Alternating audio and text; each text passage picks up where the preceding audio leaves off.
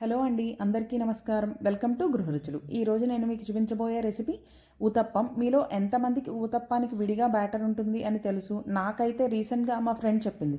పదండి ఇంకా లేట్ చేయకుండా వీడియోలోకి వెళ్ళిపోదాం.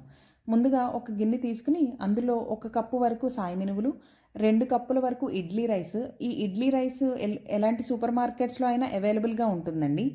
ఇందులోనే ఒక హాఫ్ కప్ వరకు బియ్యం తీసుకోవాలి. మనం సొసైటీ బియ్యం అంటాం కదా, అవైనా పర్వాలేదు, లేకపోతే ఇంట్లో వాడుకునేవైనా పర్వాలేదు. ఇందులో కొన్ని మెంతులు వేసుకుని వాటర్ పోసుకుని 6-7 గంటల వరకు నానబెట్టుకోవాలి. ఆ తర్వాత ఒక హాఫ్ కప్ అటుకుల్ని మిక్సీ పట్టుకుని ఒక హాఫ్ అన్ అవర్ ముందు నానబెట్టుకోవాలి.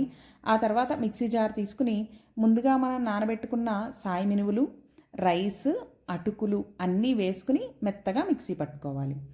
ఇది నానబెట్టుకున్న పిండి ఎక్కువసేపు నానబెట్టుకోవాలండి. ఈ పిండిని మనం దోస పిండి లేకపోతే ఇడ్లీ పిండిలా కాకుండా దానికంటే కొంచెం ఎక్కువసేపే నానబెట్టుకోవాలి. ఇందులోనే కొంచెం ఉప్పు వేసుకుని ఈ కన్సిస్టెన్సీని చూసుకోవాలి. వాటర్ దోస పిండి అంత పలచగా అయితే పట్టదండి, నార్మల్గా ఉంటే సరిపోతుంది. ఇందులో ఒక ప్లేట్ తీసుకుని కట్ చేసుకున్న ఉల్లిపాయలు, మిర్చి, కొంచెం తురుముకున్న క్యారెట్ వేసుకుని అంతా ఒకసారి కలుపుకుని పక్కన పెట్టుకోవాలి. స్టవ్ వెలిగించి ప్యాన్ పెట్టుకుని దాని మీద కొంచెం ఆయిల్ వేసుకుని ఊతప్పాలు వేసుకోవాలి. ఈ ఊతప్పం స్ప్రెడ్ చేసుకోవాల్సిన అవసరం లేదండి. మనకి దోశల్లాగే ఏమి స్ప్రెడ్ చేసుకోక్కర్లేదు, జస్ట్ అలా వేసుకుని వదిలేస్తే చాలు.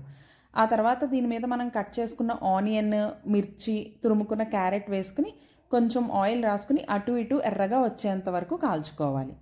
అంతేనండి, ఊతప్పం రెడీ అయిపోయింది. ఇందులోకి నేను కొంచెం కొబ్బరి చట్నీ చేసుకున్నాను.